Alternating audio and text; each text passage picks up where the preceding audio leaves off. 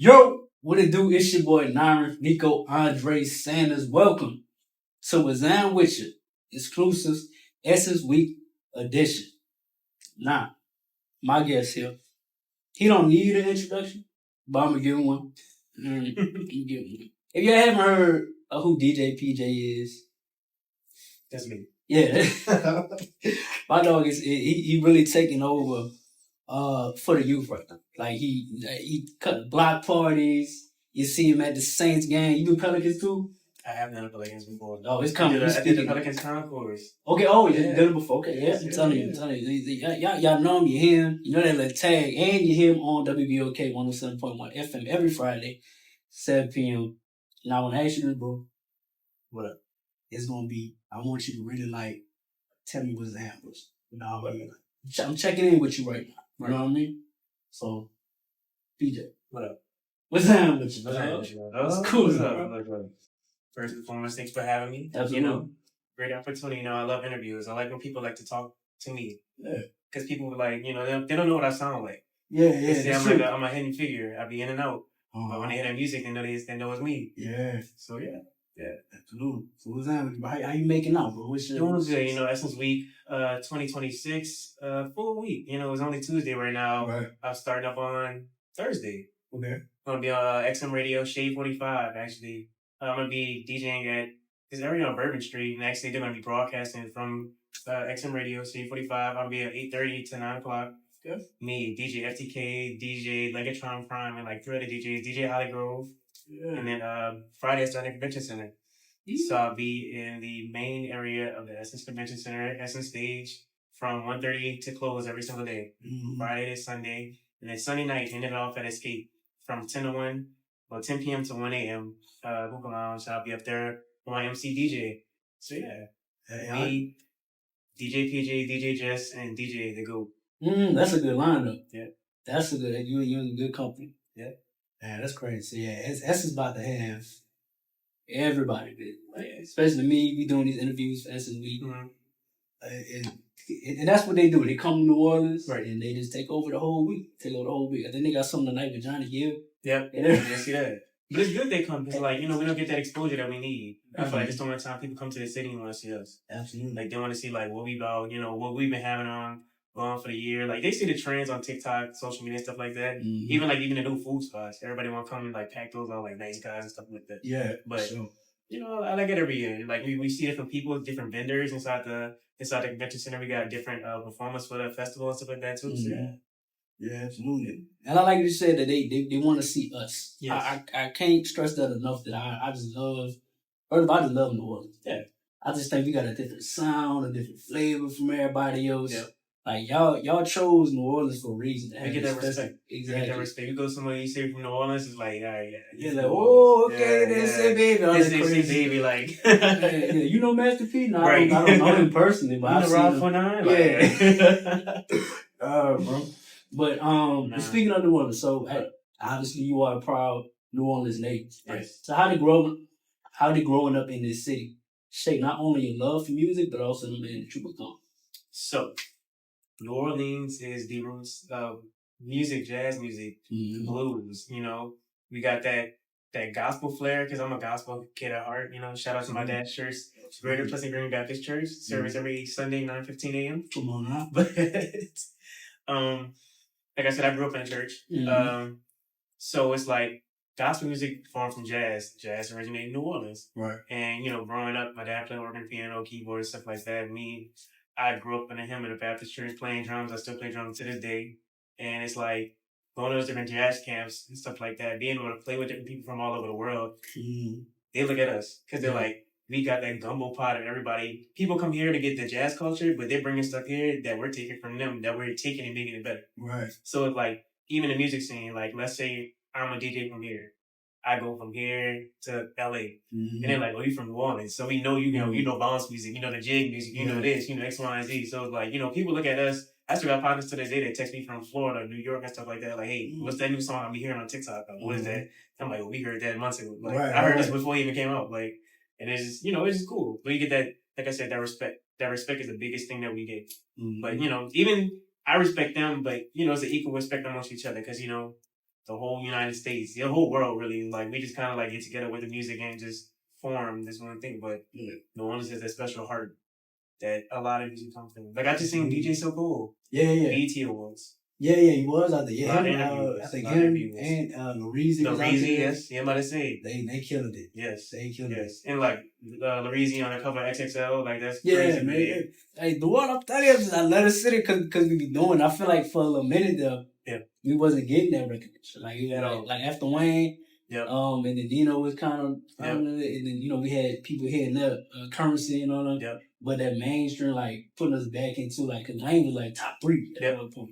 Yeah. So just finally getting back to like everybody like, oh yeah, New Orleans is where you need to be for the music. People forget Frank Ocean from New Orleans. So let me tell you, not only did I forget, I ain't never known that. Look, people forget that Frank Ocean's from New Orleans. Wow, man, I tell you. Yeah, Frank Ocean is from New Orleans. And I wonder why I be hearing this because Frank together. Everybody know the tornado film around my room. Yep. I wonder why it's so catchy because it's home. That's why. Home. Easy. Yeah, bro. But I'm glad you brought up, the church and everything. Yeah. So I want to get into your early beginnings, right? Yeah. So, I did my little research as super producer should. So your story starts at 4 years old. Yes. Totally. Two? Okay. Years old. You was banging on pots and pans. Which is, I feel like a lot of people start out that way. I was doing the same thing. I watched Drumline. Mm-hmm. And I had to figure out how that go. But when did you realize that it wasn't just childhood fun for you? It's actually your call. Like you into the music. Really, like I said, my dad was playing organ piano at the time it was Fellowship Baptist Church. They were inside the First African Baptist Church at the time. No, this is before Katrina, before that backstory. So really, it was like I said, my dad was still playing and stuff like that, but he would take me to everything, rehearsal, take me to different like practices, concerts he would be playing for, just gospel concerts, just that X, Y, and Z stuff, sitting by the drums. I'm watching the drums. They finish doing whatever they gotta do. As soon as church up, I'm hopping back on the drums. I'm trying to just play, making noise until eventually I know it sounded like something else for real. Then my parents put me into drum lessons. That was when I was in middle school. Mr. Jeff, that was his name. That was my drum instructor, Mr. Jeff. Come on, Jeff. And he taught me for like almost like 2-3 years. And then after that, crazy, you're gonna be like, this really will change your life. I went to jazz camp, Louis Armstrong jazz camp, and I went to Newman's jazz camp. But then after that, Mardi Gras season came around. I was at a Bacchus parade. I'll never forget, I was on Julia Street. Julia Street and, what is that, St. Charles? So there's a flower shop right there. Okay. And my sister, Princey, her friends, actually our friends, went to Metairie Academy. I was in middle school. And really what happened was I seen the school coming around the corner, loud, purple, gold, marching, drums. And I was like, I want to go there. Yeah. I saw these same niggas in high school. And after that, I was just like, man, this is crazy. Like, I want to be in that band. I'm like, this is amazing. That had everybody on the street clapping, singing, dancing, stuff like that. I'm only in like 7th, 6th grade at the time. Right. I still had some time before I got to high school. And I'm like, whatever I do, I want to go there. Yeah, you see that marching 100 is like, what they can't do. Because I knew, so me personally, I ain't know we both Brooklyn nights. Yeah. People hate things. But more people, look, I noticed that too. We gotta, globally. Exactly. But so I'm a legacy. Yeah. So my uncle went, Eddie went. I knew I was going. Yeah. I didn't know what exactly I was going to do because you could do so much. So you could be in sports, you can be in the band, you can be debating, and choir and all that. Yeah, so I went to the football games. Yeah. My dad was a sports kid. He liked football, basketball, all that. Mm-hmm. But he sat me next to the band, and I'm hitting bass drum. Boom, boom, and I'm feeling the vibrations in my chest. I'm like, bro, I gotta get that in my own hands. I gotta become a drummer or something. Yep. So I went to the dog and I played cymbals. Mm-hmm. Bass and cymbals, 2 different things, but I knew I was gonna get in the band. I know I had to be a part of that. It was just whole time I started off on cymbals. I started on cymbals because Mr. Ruffins. Mm-hmm. Backstory. I was still in middle school at Haynes Metairie Academy. No, Haynes Academy, middle school. gosh, I'm getting old. They be like that. I was at Haynes Academy in 8th grade, and my uncle Ezra Landry, he played football at St. Aug back in like 2000, 1990, 2000-ish. Sorry, I don't know what you are. But he brought me to the band room. And at the time, it was like, they held middle band practice. This was like during concert season, I guess. It must have just started. And he was like, I want, take my nephew to the band room. He keeps saying he want to go to St. Aug. I want him to audition for the band. This is before I even got acceptance to St. Aug, anything like that. Yeah. They made me play drums in front of the entire band on a drum set. And at the time, I guess I was the only person who knew how to play set. And this is the entire band looking at me play set. Yeah. Bro. When I tell you that was like one of the most like nerve-wracking experiences in my mind, I'm like, I didn't expect to do this today at this time. Right. I'm just getting picked up thinking I might have just go home. Like they're like, no, you come here today. Bro. That's crazy how world. And so then after that, it was my bad. I was about to say they'll throw you in that water. Yeah. They said, what you can do it. Bro. And so at the time it was Mr. Herb, he was the man director, and then following year, boom, got accepted to St. Aug, went to summer enrichment and stuff like that. And then, the band, stuff like that. Went to the band camp. And, at the time, I'm just like a newbie. And I'm like, I play drums, X, Y, and Z. Nobody listens to me. I'm like, I play drums. I play drums. Like, I was that guy who played drums last year. If y'all remember when y'all was all here looking at me. Like, who is this kid? Bro. They was like, all right, you playing cymbals. I was like, what? Yeah, they do, but they crack you quick. They gotta get that white shirt on. And then, put that white shirt on, bro. And then all of a sudden it was like Kendrick Howard. He was showing me how to play cymbals and stuff like that. I'm like, bro, these things is pinching my arms, bro. Like, I can't do this. And it was probably like a good week and a half until like one day we in like the sectionals. And somebody just left their sticks there. And I just started playing, just playing on my own. And then told him, Devon Julian, he came out of nowhere and looked and was like, what are you playing? Like, you know how to play? I was like, yeah. He's like, play this. He made me play something back at him. He was like, why are you playing cymbals? Like, what's going on? After that, went on snare. Then after that, 3 years of marching on snare drum, then high steppers, back aches, feet swollen after parades, drum major singing here. And yeah, it was cool. Come on, drum major. So look, we gonna get back to your parents since we on the topic. Say that. So as a graduate, right? Yes. Saying I was in a former Marching 100 drum major. Yeah. What lessons from that experience still stay with you today? Discipline. Absolutely. I literally talked about this 2 days ago. Discipline is that one word that sticks to me no matter what. Also, as a man of the Alpha Phi Fraternity Incorporated, discipline. You gotta have discipline in order to do anything in life. Like, you gotta have that drive to be like, if you're tired, wake up. Right. If you need to go to sleep to wake up and be on time or something. I'm only saying that because my mom and daddy be like, you don't be on time. And then hey. But hey, you gotta get that sleep. You gotta get that rest in. Yeah. You gotta discipline yourself in different ways. Like, let's say you be like, dang, I want some ice cream today. Well, do something positive in order to earn that ice cream, Yeah. So, absolutely. Yeah, just do little simple things in your mind just to tweak it, just to make it better for you. Yeah, you preach to the choir. Exactly how it's my mindset with it. Cause I try to work out. If I ain't stuck. But I try to, I just try to keep a healthy workout regimen. And if I'm on a treat, did you work out today? You gotta come to yourself. Yeah. And I ain't do that yet. Wait the next day. No. That was me today in the gym. I was like, I want some Subway. I was like, I want some raspberry cookies. I was like, I gotta run an extra half a mile just for that. Somebody just put me on them raspberry cookies. It's crazy. I ain't know they was up enough. Hey, them things smack. They do smack, man. Yeah. So how does that discipline prepare you for leading crowds as a DJ? I can say in the fact of being a DJ, you gotta be disciplined in a way of like I said, arriving on time.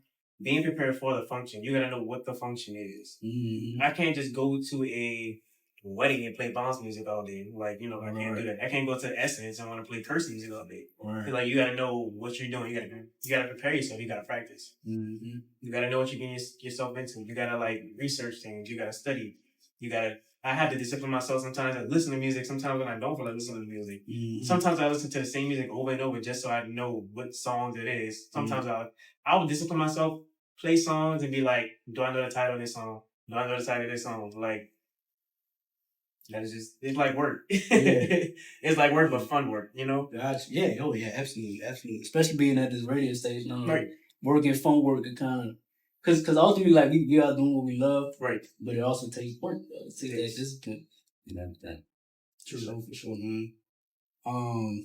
So going back to your early beginning. So obviously, it's your parents that put you into St. Og, and parents that brought you to the practices and all that. They get you in it. But they recognize your gift early, and they also invested in it. Right. How important has their support been throughout your journey? Extremely. I wouldn't be able to do anything without my parents Mm-hmm. at all. Like I said, Santa Claus, aka my parents.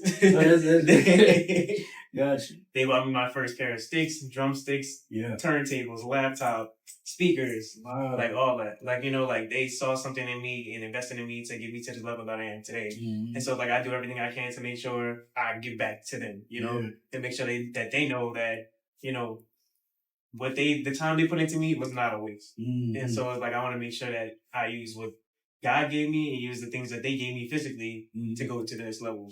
Yeah, absolutely. Hey, bro, that's a blessing for real. Cause I'm just thinking, like, where you at now, it like that's rooted in like that support. It's like definitely a lot of people don't have that. Like I know me, just learned the radio myself. I had to buy all my own the mixing boards and podcast boards. I had to do that on my own. Not because they didn't support me or anything, but I just had they just had a different. You want to go get it type mindset. So, but just to like see how great you been and knowing that their support is rooted in that, that's a blessing for real. I want to tell you, I was like, even like, okay, yeah. They bought me a turntable and speakers, but after that, it was like everything else on you. Yeah. They're like, we gave you the stepping stones, built from this. Right. That's like, that's all you need sometimes. Right? Correct. And even I call my mom a Jerry. She literally to this day, no matter what, she's like, oh, my son a DJ. My son a DJ. Like, my husband a preacher. My husband a pastor. They like, it's a great thing, though. It's a great thing. Yeah, absolutely. Yeah. Even my sisters, like Princey and Chelsea, they'll still to this day. Chelsea just graduated from university, Children's Hospital, Jackson, Mississippi. Okay. With her as a pediatric doctor. All right. Yeah, so it's funny because she's even like the people out there like, you're DJ PJ's sister. Yeah. I'm like, what? That's what's up. I'm like, that's crazy. But like they just they spread like they say it. They spread it. They tell it. I love it. Printy literally to this day, she would hook me up with gigs all the time. Mm. She didn't develop my website. She didn't print business cards, make me stickers, all types of stuff. Yeah. So it's a big support. It's a giant support. Right. Yeah. Like even now, we have a revolving door around here. Like people just come in and out. And honestly, bro, like it's your energy and your character. Like I don't got a problem with being like, hey, you know a DJ. I actually do know a DJ. Yeah. I actually do know a DJ. Yeah, and that's actually my favorite thing. Like for the longest, I was the shyest kid ever. When I say shy, I didn't want to do nothing. My first solo as a drummer was a little drummer boy for a Christmas play at church. Come on, bro. I got up there. My mom and daddy bought me a brand new drum. Yeah, I went up there, cried. I didn't play. I went to the back, cried, and it was just like looking at those experiences and now looking at me now, like DJing in front of thousands. Like it's different. It's real different. Like being able to DJ and I can stare at people and be like, I see you. I can look at you in your eyes and just keep playing music. Like, I would never be able to do that before. Like, I hated public speaking. And really, St. Og changed that. Being a drum major definitely changed that. Like, they would throw me in that water, like, quick. That's not like, that should be their motto. Like, throw you in that water. Yeah, throw you in that water. Like, they would, we need somebody to do an interview today on WWL. Like, why? Like, what? Like, but it definitely developed.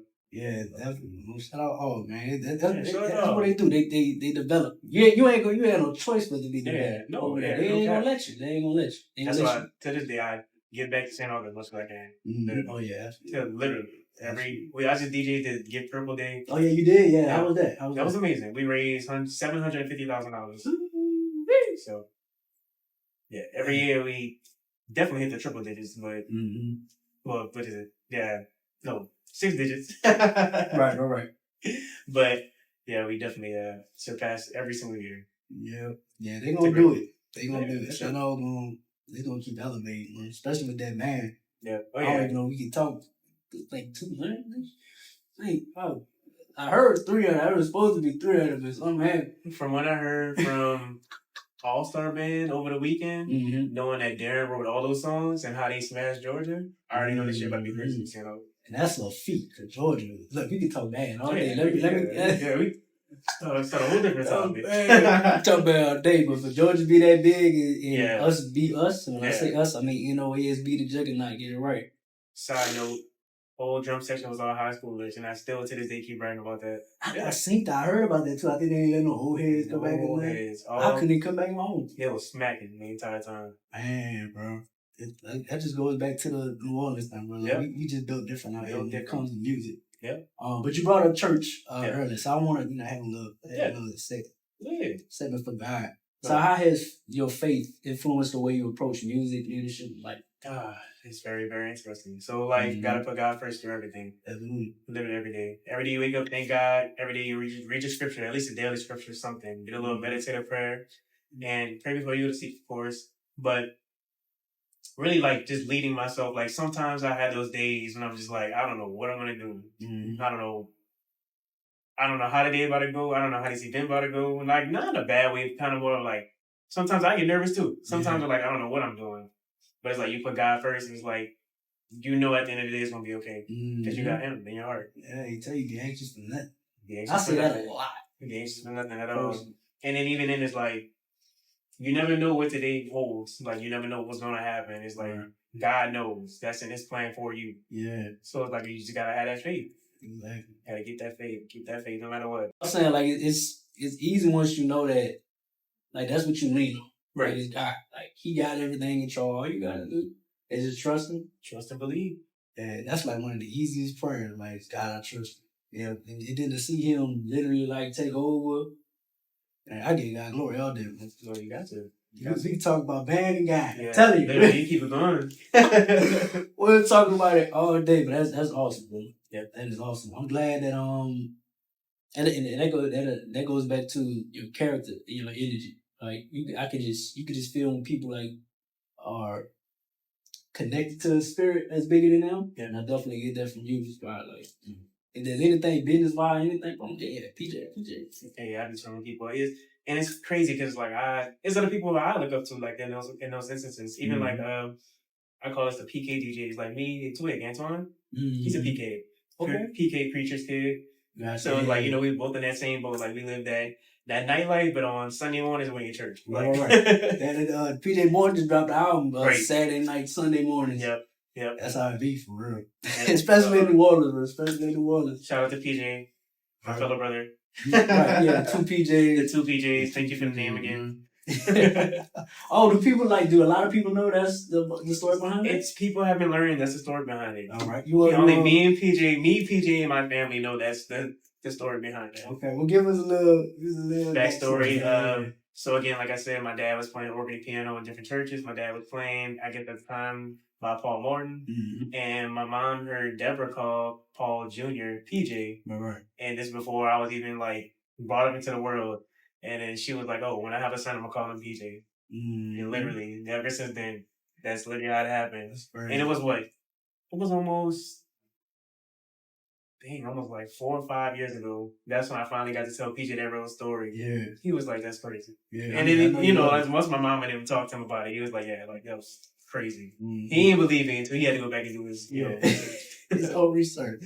That's crazy. Like, that's a lot of, you see that a lot in the water. Like, right. Different people to be connected in different ways. You don't even know. Especially, being from St. Aug, like he's a priest from now as well. Exactly. And I go to his church. Yep. So I see him on the so purple and everything. Yep. And now I know you, PJ. Like it's crazy, bro. Like the world is small, but it's intricate. It's crazy. That is awesome, bro. So here's one thing. So I was doing my research. Yep. It surprised me as well. Okay.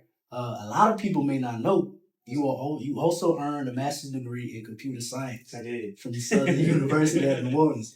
I definitely did. So what inspired you to pursue higher education while building your music career? Really, my dad. So my dad, he also worked in IT as well. Yeah. And we both work for LCMC. Yeah. I work at Children's Hospital. He works for the upper branch of LCMC. And really, like, outside of like in music and stuff like that, he was always in the office playing with computers, playing with this, doing that, you know. So it's like that was something else. I really followed behind my dad a lot. You know, like being the only boy, like I followed behind him a lot. My sisters were with my mom, I was with my dad. So it's like I was, you know, always just sticking with him, you know.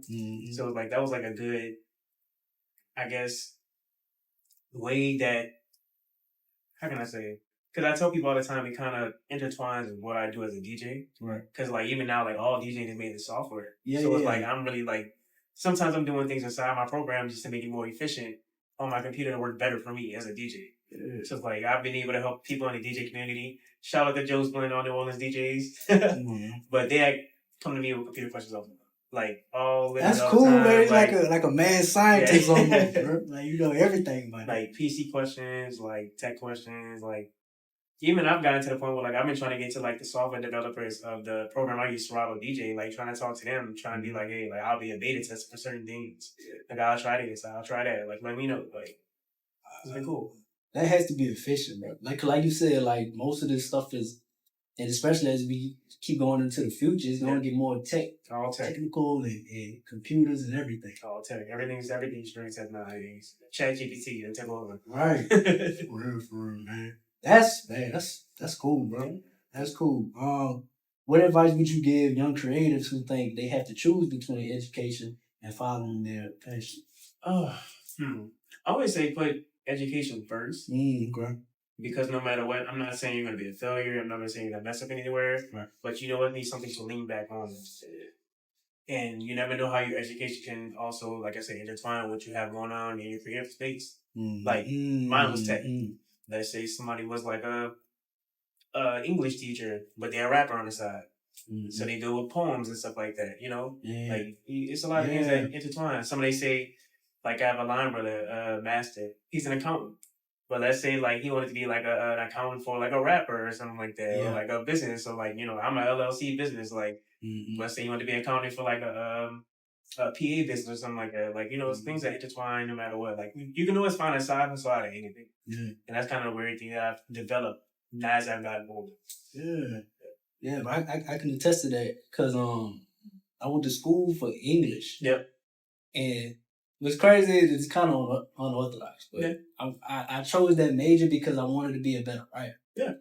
So I went into English, and then I found mass communications. And people are like, wow, you want to be a news reporter or you want to be an author and stuff, but they don't know, like, that goes into journalism and going back to taking over the world, these podcasts and everything. You got to write these shows, and as a producer, so it all correlated just like that. That's you hitting on something with that one. Look, and the next thing you know, you got the streaming going on. That's been big nowadays. A lot of stuff like that. It's crazy. Bro. So taking that and putting it with your career. Do you remember your first event? Like your first ever DJ? That was my middle school dance. No, you're lying to me. Yeah, middle school dance. Shout out to Princey again. Princey gave me that gig. Long story short, got my turntables 2008-ish. 2008, 2009. And that was Christmas. And I only practiced for probably like 3 months. Probably like 3 months, but I guess by then, because I had been doing so much research before then, like trying to see how DJs work, see what's going on, like watching YouTube, teaching like myself. I made like a little mix. I mean, now to this day, I'm like, that was bad. But, you know, for a little seventh grader, you know, that was amazing. Like, you know, I put the songs together and then we had no cursing. And Prince was like, he could DJ the dance. And she brought it up to the teachers, and the teachers was like, you sure? Like, he can really just do that? Like, are you positive? And then, like, they talked to my parents, everything like that. They was like, he got speakers, he got everything. Like, you know, he can do it. And so then it was after that, I recorded a little mix. They listened to it at the school. They was like, we want him to do it. And then after that, literally went, and the picture is right. I got a picture. You want to send it? I can put it on the screensaver. File should be coming up. No, please. But long story short, it was just like when DJ did dance, and ever since then, it was like everything. Oh, that's iconic. Everything after that. That is iconic, though. I would not expect you to say that. On the screensaver. You got that actual picture? I want you so I can put it on when I edit this. So I don't can put even it look on. like you. That's how it be, bro. The glows be different. That was Haynes Academy. Man. Still using my Dell laptop and my Newmark NS7, what I still have to this day. Still have my first set of turntables. Oh, that's nostalgia right there. That's sentimental. I still had a laptop and a turntable. I can't believe it. If I turn them on, they still work to this day. Oh, that's what's up. Yep. That's quality right there. Yep. Oh, yeah. I've always been a stickler for keeping things pristine, you know? Yeah, pristine. I like that word. That's the word. Yeah. I'm an English major, I just thought I could get it. Yeah. Man, so I could see what your teachers were like. You show, because even when I heard it, you said your middle school days, not in middle school days. Mine. You was in middle school, DJ. I was at school, and I remember it was Friday at like 12. It was a sock hop. So this is a dance during school. Yeah. So it was like my daddy. All of a sudden he bought all my equipment, and then I set it up, and all of a sudden I'm just DJing. People are like, "You really did this?" Like, yeah. Man, that's cool. And it was just funny though. It's funny thinking back on it though. It was like, because I've always liked those random feelings as a DJ. Like that's kind of what I like. I like the random rambunctious. That's what I like. That's why I like my block parties. That's why I like when I was in college, the house party scene. Yeah, that was me. You turning them up like what? Yeah. That was me. Just like my college days going every Friday. Mm-hmm. I'm just like, who got a house? Right. Who got a house? I got speakers. It was like, man, that's how they used to do it back. That's real. That's kind of old school. Then it's like I was working at Office Depot, and I was just like, I could all work at 9. It's Friday. Who got a house? Who got a club or something? And let's if it's a club party, I probably could go DJ it. But yeah, if you got a house and you're just trying to turn up, just call me. Like I would have been there. And next, probably about 1 o'clock, police come in, we running. Cool. Right. Same old. Same old. So you've been hustling. You since college. So you've been working and DJ, following passion, going to school and following. Hey man, can't nobody tell me you don't go get it, bro. That's good. That's why when people be like, when I'm asleep, I'm asleep. Yeah. You ain't find me. I'm in hibernation mode. Like, it's well deserved at that point. Yeah. That's cool, man. That gotta be inspiring when people just to hear that. Like, this man in school and working and DJing doing his passion. Bro, that was a crazy thing. Like, fast forward, COVID comes. Mm-hmm. Now as COVID coming, I just got my first job. I'm working at the University Medical Center, and I'm also in school to get my master's. I just started working my job, not even 4 months in, fresh to the desktop support team. And next thing you know, COVID hits. And then next thing you know, I'm the only IT person in the entire University Medical Center. Because everybody else who couldn't come to work because of age and stuff like that, because COVID was so prominent in the hospital. Yeah. So like I'm the only person at my age. I was barely 20, 21. I'm working in the hospital by myself, the entire hospital, on the COVID units, and still in grad school. And now at this point, I'm like DJing, I guess, more on the sides, but like it went more virtual for a while. But then like when it came back popping, like now I'm still like the only person working. Like I'm working like full days. Yeah, you working. That is, man, that type of stuff I get, it get me hype. I don't know if you ever seen that little video that TikTok, some old dude, they was on a trail on the mountain. And they had like 3 dudes walking past it. He was like, woo, yeah, y'all out here. So that means I gotta be out here.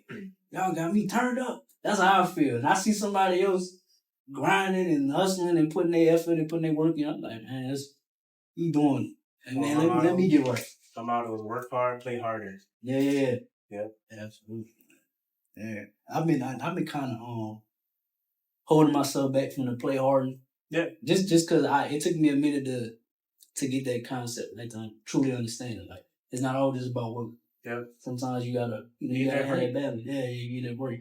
Yeah, like you said, you went to Cancun when the camera cut off. Oh yeah, family trip, family vacation, 2026. Every year, shout out to Prince. We go somewhere crazy. So the Prince be everybody on it. She the director of the family. Prince.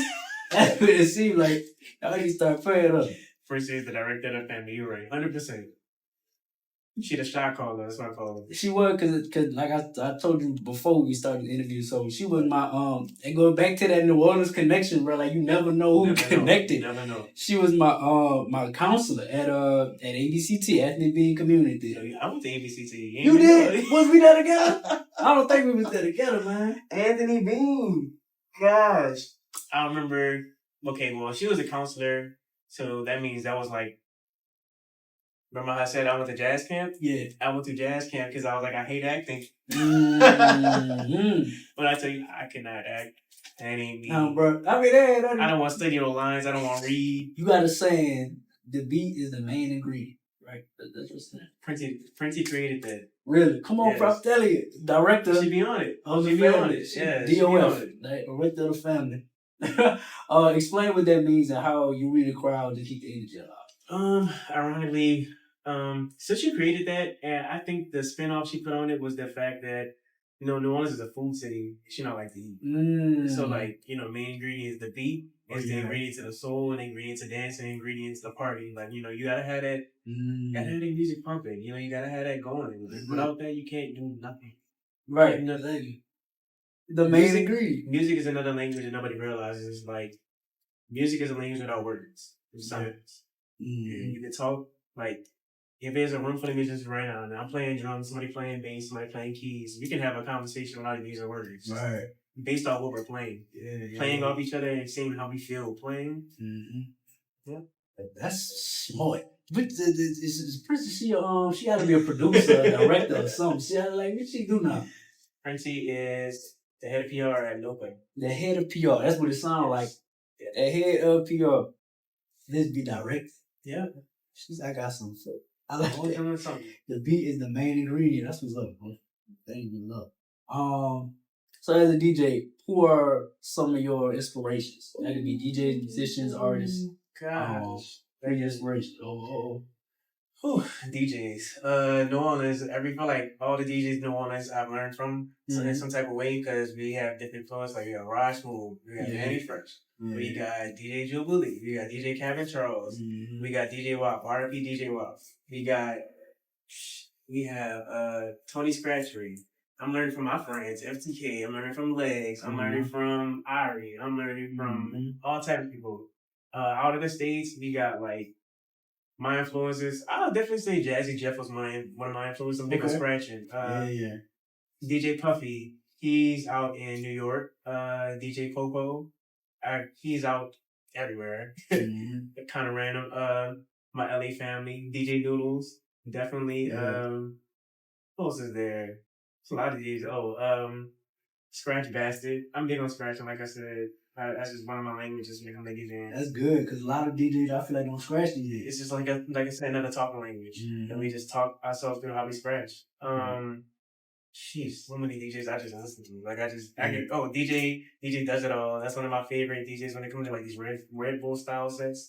Pretty cool. A lot of people. Zach Fox is a DJ that like hopped out of, I ain't gonna say out of nowhere, but I like the way he blends. Oh yeah, that's my dude off YouTube. YouTube. He do that. No, he on the show too.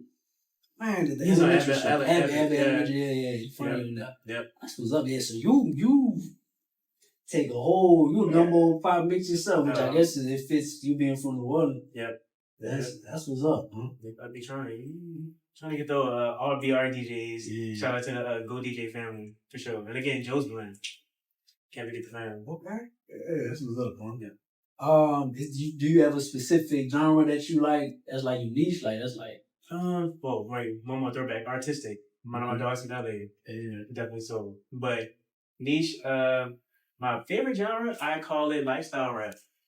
Okay. That's my favorite genre. It's kind of funny. I jump between a lot of different genres, but of course, lifestyle rap would be like one of my top faves.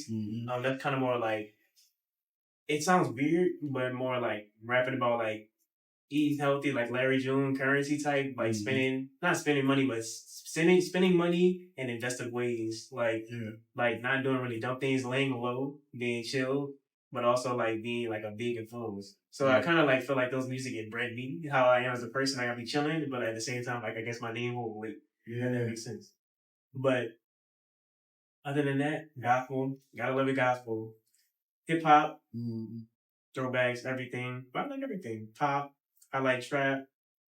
You name it, I kind of mess with it. Yeah, a little bit of everything. A little bit of everything. Like I'm getting that gumbo pot. Like my playlist consists of everything. You'll be like, where did this come from? Yeah. You can even hear it on your mix that you play on the station. Yeah, even jazz. Jazz is like one of my favorite genres.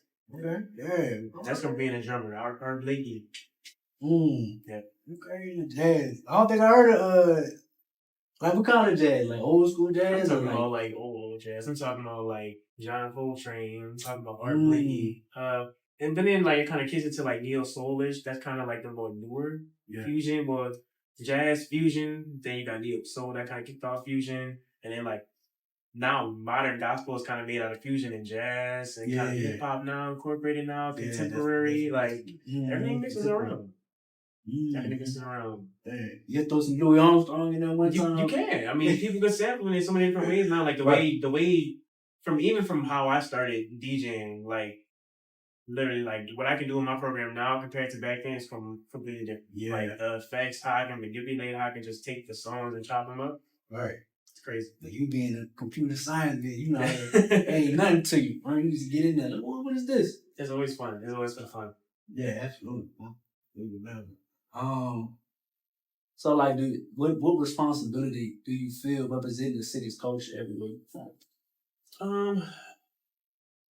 I wouldn't even say responsibility. I feel like it's in my heart, honestly. I feel like that's just me. Like, again, like I said, I like going places. Me and like I'm from New Orleans. Yeah. Like just to see people reaction, because the first thing they say, like you said, bounce. Like, oh, bounce. Like, yeah, we got bounce, but we got more. Like, we have a lot more than bounce. Like, we got us. Like, we create different things that y'all don't even much hear. Like, even like I tell people all the time, you know, when you go on TikTok and Instagram, you can easily tell if that person who created that bounce sound that they're trying to look for, if they from New Orleans or not. Right.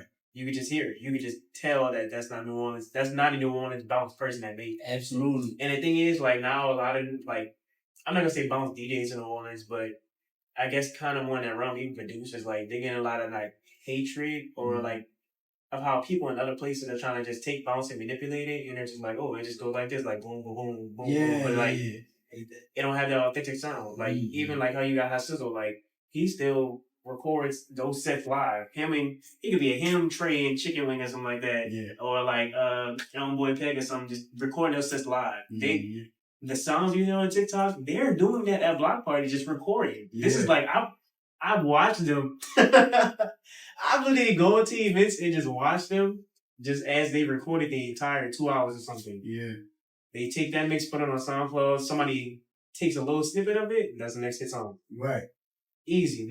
They not in the studio. I mean, sometimes they go back and remake in the studio, yes. But like the live cuts are like the best thing that happened. Like right now, you got that song, the bells ringing. That was a live cut that they made. Wow. And now that's so viral. Yeah, like, it's taking over. That's viral. Like these are live cuts that they're just taking and doing. And like I find that so amazing because like you can't find somebody going to do that in Houston. Like you ain't gonna find somebody going to do that in Colorado. Like no, like this is all here. The heart. Exactly. Absolutely, bro. And speaking of live, man. Speaking of represent, so we know Mardi Gras. Yeah. Everybody trying to come to the NO for Mardi Gras, everybody from wherever. Everybody will come in. It's the party city. You gotta be here. When we say the parade is finna hit, you gotta be here. Oh, bro, you've recently like in the recent one is my first time being there. But this block party that you had. Right, man, right there off of St. Anne. Well, I should say that because my family lived right there. So when I came out there, I just came from by my people. Yeah, that's hit that corner. That's what I like to hear. I was just at a house and I heard music. That's why I just came outside. Yeah, that's what I want. Yeah. That's what I've always wanted as a DJ. So backstory to the block party. Started with me at the Carpet Theater. I'm the head DJ for the Carpet Theater, and it was like Mardi Gras came around and they were like, "Hey, want to sell some food?" I'm like, "Very cool." Like. I DJ outside. Right. During the parade. It was like, all right, cool. I'll get people to come in and buy food. Didn't know the first one was going to turn into what it did. to where, like, I went outside, started playing music, and before you know it, like, the street was flooded and stuff like that. Once the parade passed and the street flooded, cool. Of course, we came back the second year, made adjustments. Now I'm inside the parking lot of the Carpet Theater. I'm behind the gate. Yeah. I'm thinking it's going to be better. Like, yeah, I'm safe. Floats are passing until the points floats couldn't pass because people were now in the street and they were like, we don't care about the parade no more. We just care about the block party. Right. And then I had to shut that down because NOPD made me shut it down during the parade. Got home and I'm just watching news and my dad calls me down. He's like, "Did you hear about this?" Yeah. And it's the news segment, and they're like, "This is the first time ever that Rex they couldn't toast because the fact that Zulu got held up because all the traffic on Orleans was because of my block party." Man. And sorry, Rex, you're not gonna find me. Yeah. But yeah, that was a doozy. Then I did last year. Well, yeah, last year that was even still crazier. I tried to move again. Went to the side lot. That went dumb. Went crazy again. And then again last year. It went, Oh, talk about the black party. yes, sir. Made it to the news. In the marketing team, what was your marketing team that took it? Because I think they took the clip and then they made a recap from the news of it. That was Alan. Shout out to Alan. Woo! Props to you, brother. Shout out to Alan for that. So you like 4 years in with the black party? Yeah. 4 years in. I think it's about to be year number 5 now. So, man, I've been at it for a couple of years. Coming up gonna be year 5. Like 5. So I went to the 4th. Mm-hmm. I'm thinking this is because when I tell you I got out there, it was jumping, bro. It was jumping. I came in, I dapped you all, went and enjoyed the festivities. Yep. And then I'm hearing you mix. At one point, you had put your tag in there somewhere. I think what you do is an art as well. Appreciate it's like because you gotta like you literally like it's like a live canvas that you make it. Like you're watching the crowd and you adapted to what people doing, bro. I think it's an art form. I call it like driving a car. I'm like explaining people DJing. Like okay. You can either like go left or go right, and it's like you're going left or right, but the people are using GPS. So you're looking at the people like how are they like they my map. How can I drive them the right way? It's like you need to like drive them up or down. So like, like you know, I call it a game now. It's like a fun game. Like how can I get these people out of how they look right now to another feeling? Yeah, that's what I'm saying. You had them lit, bro. I mean, bro. Because they already lit because it's Mardi Gras. Right. You know, they lit. So for you to take it to another level, and I'm in there, so I'm like, it was legit, man. It was legit. And like I said, no, you was mixing it, and you had put the tag in us in a perfect spot, and me being musically inclined, like I know what you did. Yeah. I looked back and I was like, it was fire, bro. It was fire, bro. So man, that's you doing it, but like, so you didn't expect. You knew it was gonna be something. Did you expect it to take it? My only doubts that I ever had was the year before last, and that was the Mardi Gras that remember that Mardi Gras got pretty much canceled, sort of kind of. Yeah, because the fall or something. It was the weather. The weather, yeah. And it was like pretty much the parade wasn't passing on. It didn't pass the cover at all. Right. I still threw a block party at the club, and everybody still came. Yeah. Like, because they when they made the route shorter, St. Charles, they made everybody get off St. Charles. Mm-hmm. And in my mind, I didn't go to sleep that night. I didn't go to sleep for like 2 nights because I was like, nobody would come to my block party. I was like, what do I do? Like, what's the point of me being doing this block party? Like, nobody's going to be there. Just a parade passing. Like, what do I do? Right. And God was like, go through it, with the plan I told you. And I was like, I still through it. And as I felt, it was like, as soon as technically the parade ended on St. Charles, after that, it was like nobody had anything else to do. It didn't rain till almost like 4 or 5 o'clock. Right. Parade's over by 1. I started DJing at like 12. Mm-hmm. Everybody just came by me. So block party by him. Everybody's I just do a crazy block party. And after that, I think that's what ramped it up even more. It was like, this man still threw a block party. Like, despite the parade. And I was like, this is going. That's nice. I'm excited for the next one. I think that's gonna be one of my, like I said, my family. I'm around the blocks. I'm like, all I gotta do is walk out. Man. I like PJ see what's going on, and you be lit over there, man. I know you be feeling like a sense of. I know you be proud of this. I do. And it really like sometimes like my mama here. She's sometimes like, I don't know why you doing this block party. Like you're taking your time, but I see it as a time of me giving back to everybody. Giving back to my friends, my family, my community. Like, like I may charge to DJ certain events, but like, like I still love DJing as a passion. Like, so I would take on for free. Yeah. Like all my speakers, all my equipment, all my tents, like that's all my stuff. Like wall of sound, all the generators, all the gas, all the U-Hauls, the trailers. Like it's always like a car full of like, it's probably like at least every single year, like It'll be me, probably like 4 of the cars following each other all from my house. Everybody would be cars full of speakers. Speakers, generators, my boards, my stuff, my tanks, X, Y, and Z. And I always appreciate the family for that, like for real, because like by the time we get out there, set everything up, you can hear me from blocks away. Yeah, you gonna hit me. Yeah, like, sure. And that's my biggest thing. You gonna hit me. I want you to hear me. I want people to be like, what is that noise outside? From all the way down there and be like, I'm gonna just go down there anyway. Man, that's a good time. Right, fun out there. That was always like my influence of me wanting to be a DJ. I just want to go somewhere and be loud, like make a lot of noise. That's how I know it's close out because parking during Mardi Gras is crazy. Yep. So you gotta park blocks away just to get to where you at. People sometimes text me and be like, I know you on Orleans, but where you at? And the next thing you know, I mean, this reception up there so bad. I don't get the messages till later on. Right. And then next thing you know, I'll be looking at it after the party. I'll be like, dang. They'll be like, oh, I see people back there be like, I just heard you. Like, I heard where you was. Like, I could just easily tell you so well. Like, yeah, when it was, I'll be driving, I'll be like, oh, man, it's lit over there. I can hurry up, bro. I gotta park. And then walk to you, man. That's crazy, bro. That's awesome being people. That is crazy. It's fun. It's always fun. I love it. So it is Essence Week, though. Yep. And you're performing, just at the convention center for Essence officially? Yes. All right. Yes. And when is that? Friday through Sunday. Friday through Sunday? You there every day? Every single day. Ooh, wow. Yep. Main stage, 1 o'clock to close. Oh, wow. Okay. So it's like I'll DJ in between, either during or in between segments. So, yeah. Oh, man, that's what's up. I ain't know that. I thought they just had you for like a certain segment inspired, but it was always awesome. Like last year I met Drewski, I met Keith Lee, I met who was it? I met Paul Lauren a couple times, but I got to talk to him again. Mm-hmm. Master P. What was that I mean? Kiki Palmer was over there.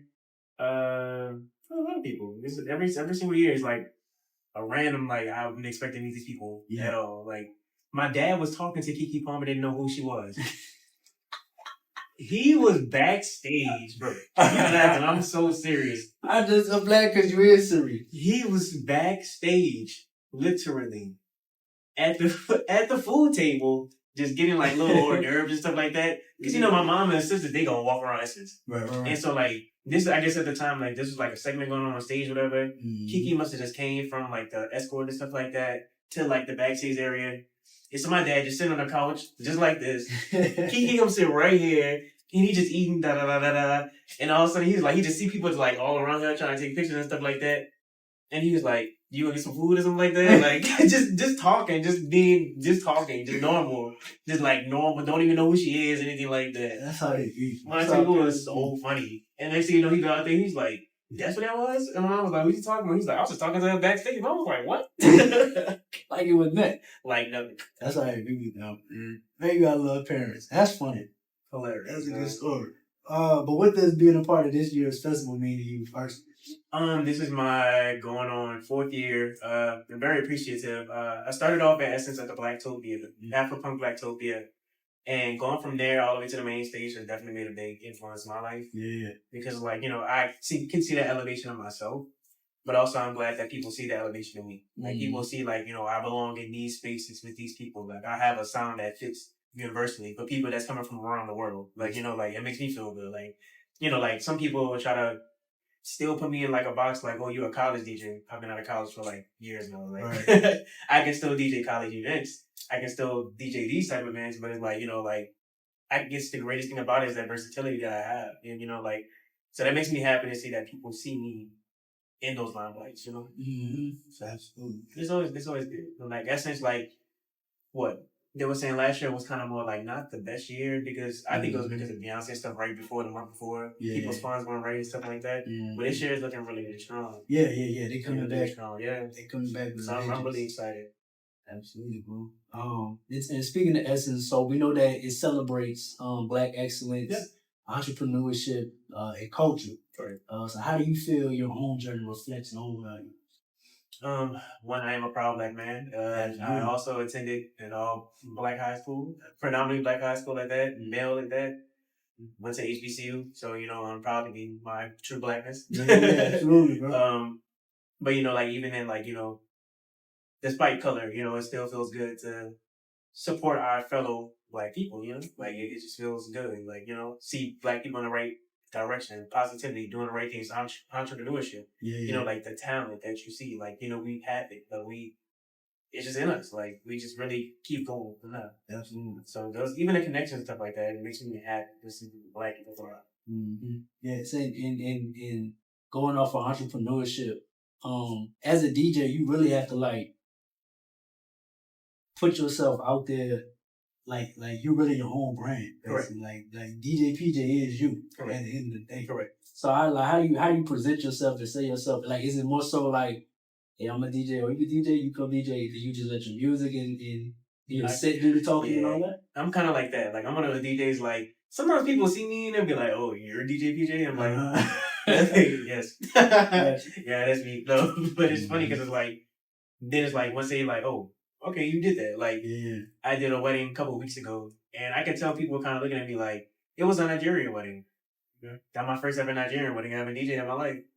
And I can just tell people looking at me like he's not Nigerian. Yeah. Is he sure he's gonna know what he's doing? Type. As soon as we started, me and my MC DJ.